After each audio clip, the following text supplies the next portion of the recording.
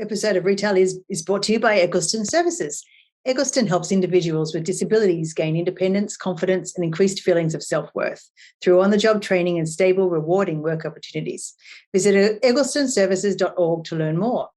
And today we are joined by Tim Ritter from Family Fun Xperience. Welcome, Tim. Hi, everybody. How are you doing?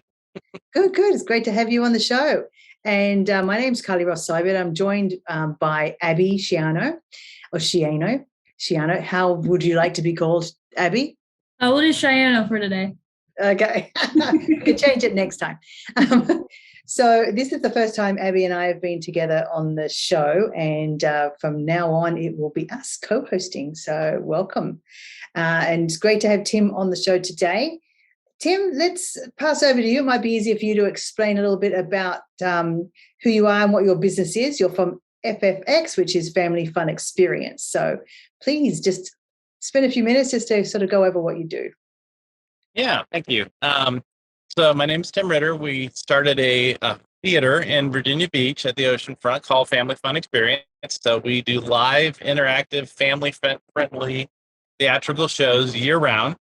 We started 2 years ago, but we've had live interactive shows, multiple shows every week for more than a year and a half now, getting through sort of COVID and the pandemic, and I'm sure we'll talk about more of that. But our mission is really, as a nonprofit organization, is to strengthen and encourage families through these interactive experiences. Okay, so you said you're a nonprofit. So is that how did you get that set up, and why is it a nonprofit?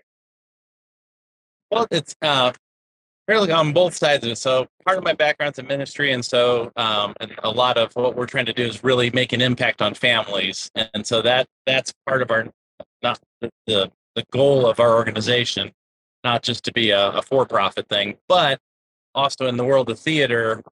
Most theaters you've probably ever been in, other than a movie theater, or very large Broadway productions, are usually nonprofits also. It's like in the area, the opera, the Virginia Stage Company, these different things are nonprofits. Which is why when you go in, you get a program and there's sponsors and things, because theater is relatively expensive to produce, and tickets usually account for about 30% in most budgets, Right. We've had a very creative set of years here with pandemic and everything to try to keep live theater actually going and getting started, but it's typical, I guess, within theater.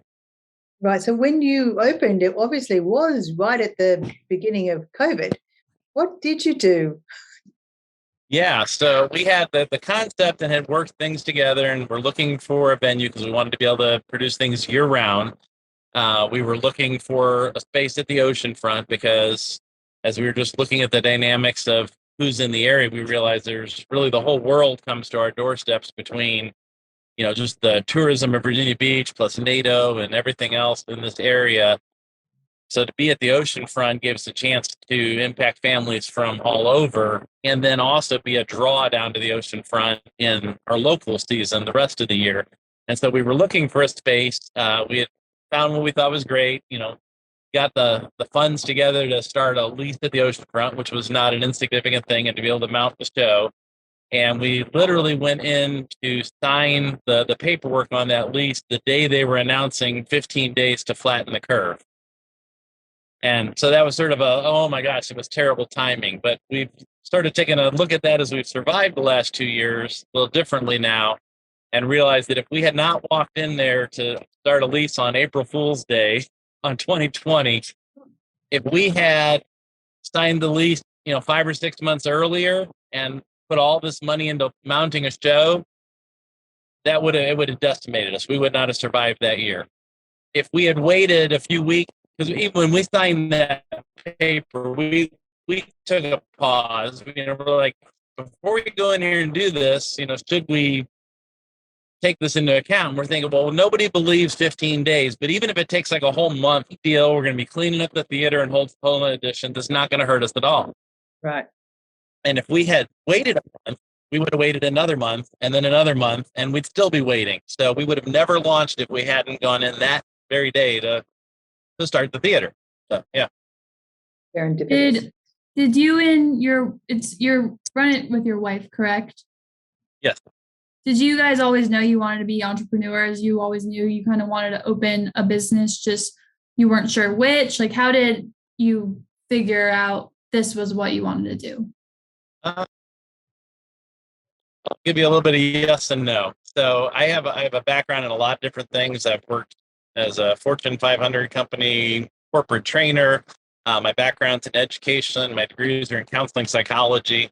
So I've worked as a therapist. I've worked as a family pastor for a number of different churches. Um, so starting a company, being an entrepreneur, that was not a goal of all of this, or goal in life.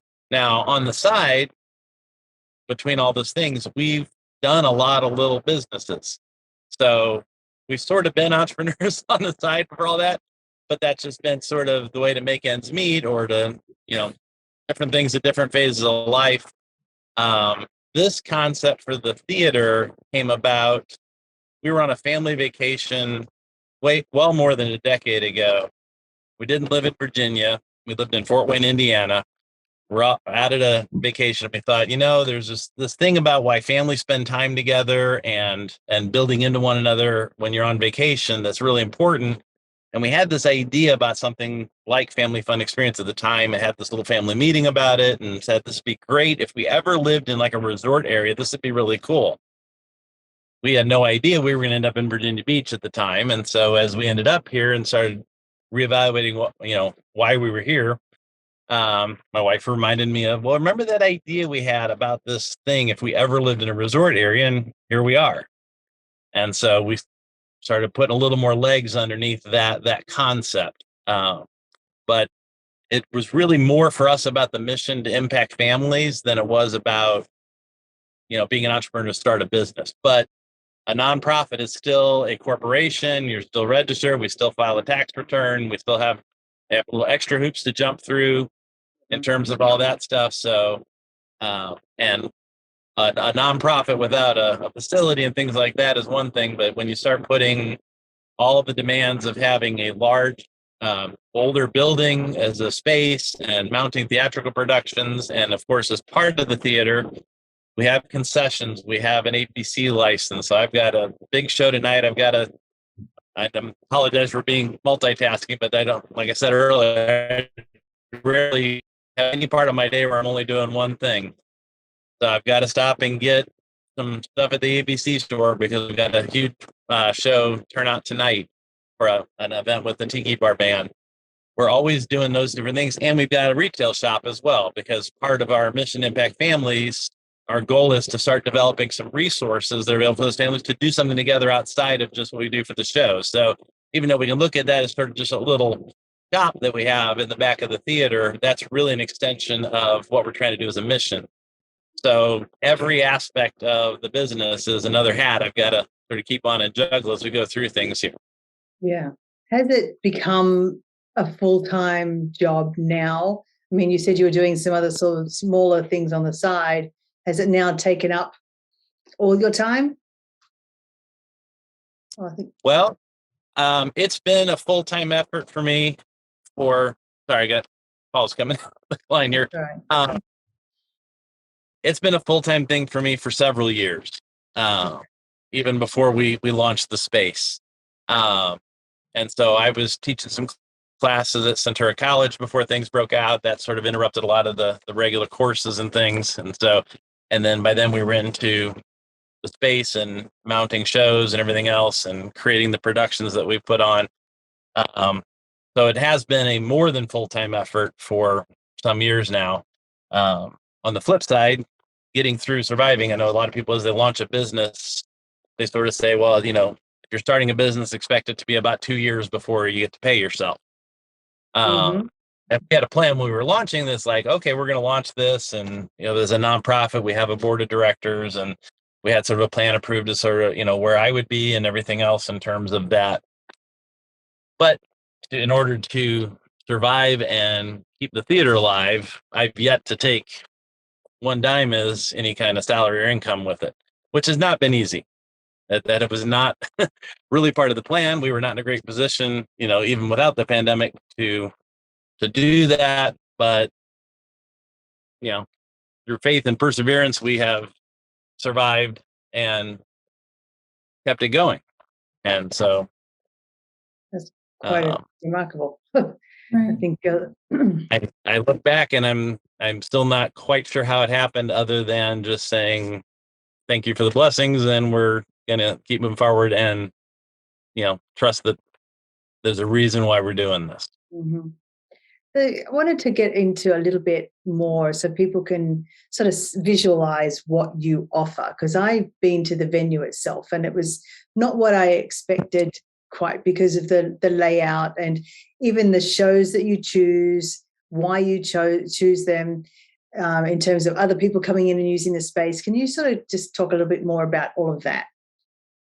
Right. And so, like, you were at an event, we've hosted a number of events for either community groups, networking groups, nonprofit groups like the Tidewater Winds had no place to do concerts during the pandemic. We started a relationship with them and other organizations. So we do a lot of special events, but our mission again is to impact families. And the original design and plan for the theater was really a singular show. So if you go to places like Gatlinburg or Myrtle Beach or even down Orlando or Branson or different places, there's all these theaters and they have a single show. So you might go to the Pirate Theater or the Lumberjack Theater or comedy or magic show theater or country music theater, all these different Right. places.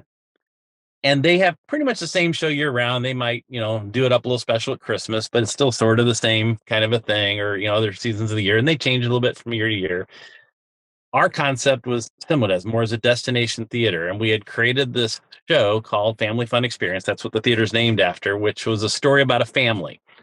So it's really like going to a play, but instead of a play that you sit and watch, this is a play you got to play along with. Or like my wife explains a little bit better, is when you go to the theater and you see a musical, they're telling you a story, and every so often they break into a song, and that song becomes part of the story and helps tell the story. Mhm. And the family in this show, instead of breaking into songs, we're not a musical theater. Instead of breaking into a song, they break into a game. And that game, instead of just being something they do on stage, involves everybody in the audience. All these big, crazy, wild, interactive things. Well, the timing of when we launched, we had this show ready. We actually already had people starting to, work out the cast and everything else to launch that summer. And COVID. So we had to not only rethink what we were doing as far as the show, but all the interactive elements weren't going to be very friendly during the pandemic either. So as we sort of navigated when we were able to open up and basically burned through what we had to mount the production just to cover rent and being in a building that we weren't allowed to open up or let anybody in, we were also very actively trying to rethink how to safely do in that ever-changing environment what interactive games would be like. Because what was important to us was not so much what happens on stage, like in most theaters, it's what happens between people that are sitting there in the seats at the theater. We want families to spend time doing something together. Yeah. So we created this whole different sort of style of games that could be done with social distancing, everything else. And a lot of that started to ease up. So we're continually reinventing these things. Not quite back to where our original vision was yet. And we had reinvented a lot of these games, had created, when we were finally able to open up, we tried to put some other things on stage just to let people know we existed, because the big show wasn't ready yet. We had no idea, as things were dynamically changing, to even be able to cast things. So once we were able to open the theater, it took about 4 months to get the main show we created the theater for on stage. That was in November of 2020, and literally our opening weekend was on our dress rehearsal night was when the governor announced, "Oh, we're going to put in social restrictions, no more than 5 to 10 people outside the home." And even though legally as a theater, we were still allowed to seat 30% capacity, which we would have been thrilled with at that time, that's when every movie theater, everything went completely dark. And we were trying to survive. So we didn't go dark. But that show took the wind out of the sails. We had to sort of scale, back and eliminate that show after just 2 weekends. And so we went back to that game element and that fun piece. And so we'd started with something called Game Lab. We created something that's our most frequent show right now. It's called the Fun and Games Show, which is just all these games we keep reinventing. So we play 2 rounds of games that involve the whole audience. Occasionally there's some volunteers involved up on stage, but everybody in the audience still plays along with these games. They have a blast. They get to spend time interacting with each other. And we make a sort of a big show out of it. We've done variations of that show for just about every holiday. And I joke around about we didn't do Groundhog Day because we'd have to keep repeating it till we got it right. But all the other holidays, we make a big thing. And sometimes it's a bigger spectacular. So like for the Christmas show, there was a whole audience involved, improvised Christmas Carol story with, guest Scrooges that made, they ended up being Scroogified and donating to local charities as part of the proceeds of the show. We had musical elements with dancers and everything on stage. So we had a very big show with a Christmas show, but it also involved a lot of that game and play along element. And we've brought all kinds of other shows on stage as well. And then we've got some themed shows like a superheroes and villains version of our game show, a sci-fi version, a Disney live game show. This weekend, once a month, we do a couples date night live game show, which is our only event all month. It's a no kids allowed show. It sort of grew out of our Valentine's show, actually. And we just decided it was so much fun not to just do it once a year. So we've created over 25 different productions right now, besides things like Tidewater Winds and other things we've hosted in the venue. So we're able to say we've done those, multiple live shows every week for more than a year and a half. And sometimes to some very small audiences, as we were doing. I mean, we had, some shows even on a weekend here and there where it's like, okay, we got 5 people in the audience tonight, but we're still doing the show. And because it involved a smaller production, we were able to sustain through that. And then we've had our biggest event up till now was about 150, 160 people for a special event. That was sort of uncommon to have anything over 100 people.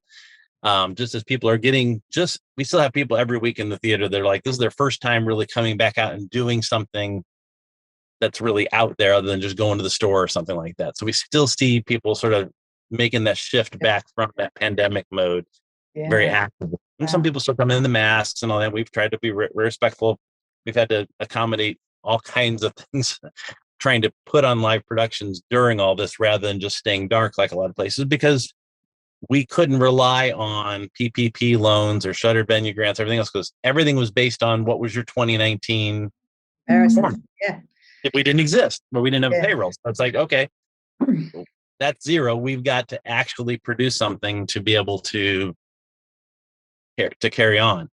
We've got an event tonight, which is our very first time we're selling out the whole theater. So we got over 250 people coming because they're all Jimmy Buffett fans, and he's in town tomorrow night. He's not at our theater. The Tiki Bar Band is at our theater, but all the Parrot Head clubs that are coming in to see Jimmy Buffett tomorrow night are all getting together tonight. The Tiki Bar Band's playing, and we're doing some trivia about Jimmy Buffett and parrots and bands and all kinds of stuff to sort of mix in with some of the music and make it a fun night for them. But it's a very different experience for us having a full theater versus a, half empty theater. But it's fun either way. Yeah. Gosh, that's probably way more than you asked in that question. I'm sorry. No, that was very interesting. I don't know how you've gone through all the different stages. It's just it sounds crazy, but I'm glad you've it feels like you're coming out the other side. Do you feel like that yourself? Yeah, we had, February and March were, and especially considering in middle of winter, local season, that was our best months we've had yet. But we're looking at a very active summer. We'll have a much fuller schedule. So it's, if I thought I was crazy up till now, I'm looking at being even crazier as things go on. So. Oh, it's not a bad thing. So how do you want to develop this further? Or is it you're happy to get things back up and running and get more audiences? Like, what's the next step, even if it's in the future? Yeah, well, trying to bring more of the acting and theatrical part back in. So last summer we worked with a team to produce this pirate show, which had all this swashbuckling action and was a farce and all kinds of fun stuff. We're bringing back a variation of that this summer. Trying to cast actors is just as hard as hiring any other kind of employee right now. And we're trying to hire employees, and we're trying to, on top of all the other business sides I mentioned earlier, we're trying to ramp up a kitchen that we've got so we can offer a little more food and things like that. Mm-hmm. So There's Yeah, all maybe. those pieces. We've actually got an older space in the historic building downstairs that's part of the theatrical history of this place that we're trying to turn into an escape room. So there's multiple pieces of the business we're trying to sort of build out there right now. Plus, bring in that pirate show back on stage and trying to come up with a little different variation of our Family Fun Xperience show, the main feature show. We still haven't been able to bring that back on stage just yet. So we're trying to build up an acting troupe and be able to develop that show again to start offering on top of all the other things we keep doing. Yeah. So, I mean, good to have the variety, but we're still trying to stay really core around our mission. We get asked to do different kinds of events all the time, and sometimes they're a fit, sometimes they're not. So like we had we explored doing some musical stuff this spring to some bands that wanted to play. They didn't have much of a venue. We just sort of made it a free thing on some Wednesday nights that we had another show planned.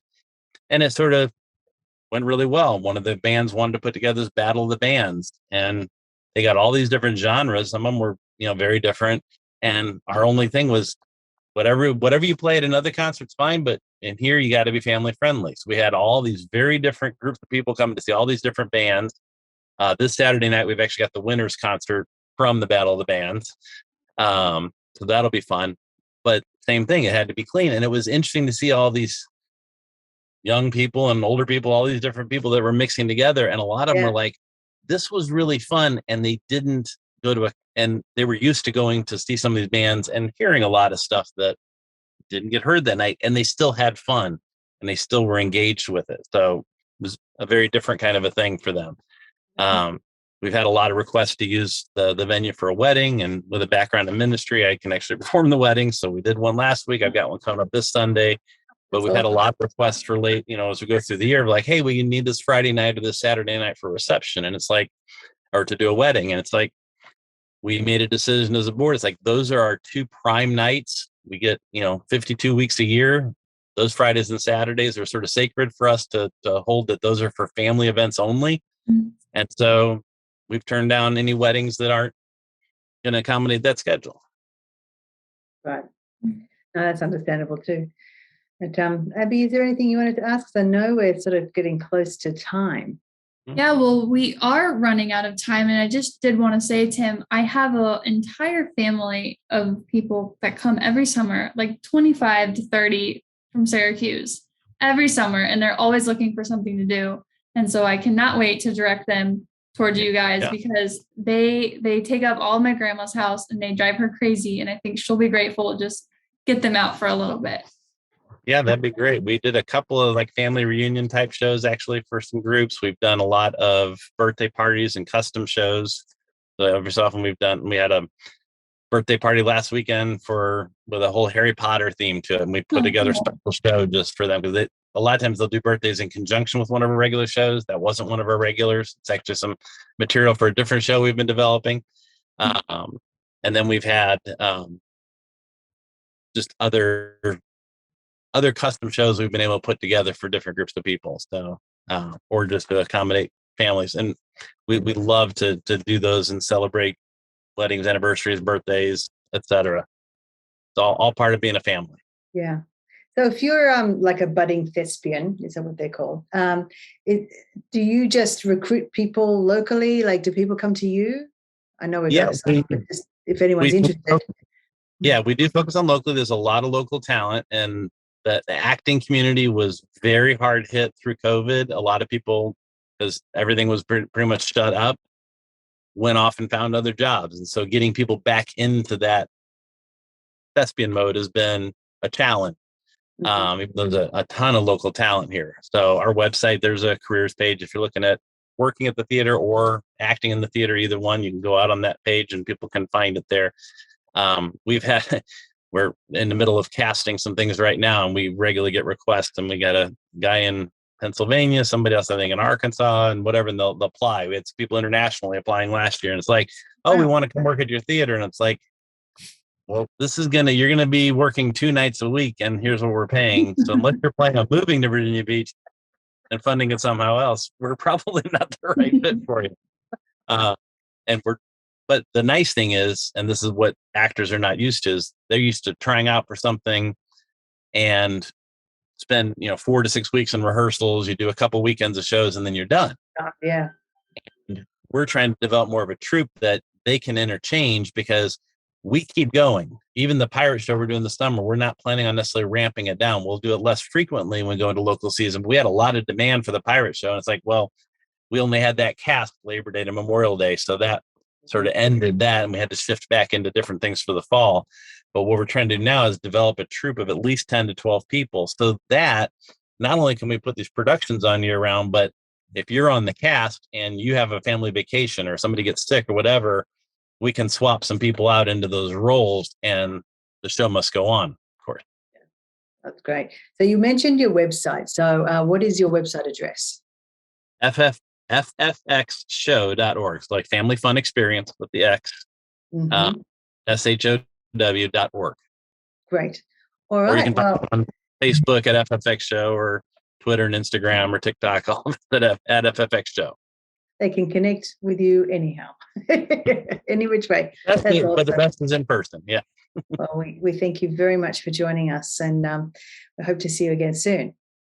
But you've been listening to the Retailers podcast, and if you've enjoyed what you've heard, you can find more at retailalliance.com/retail-is-podcast, or search YouTube for Retail Alliance. I'm Kylie Ross Seibert. And I'm Abby Cheyenne. And thanks for listening.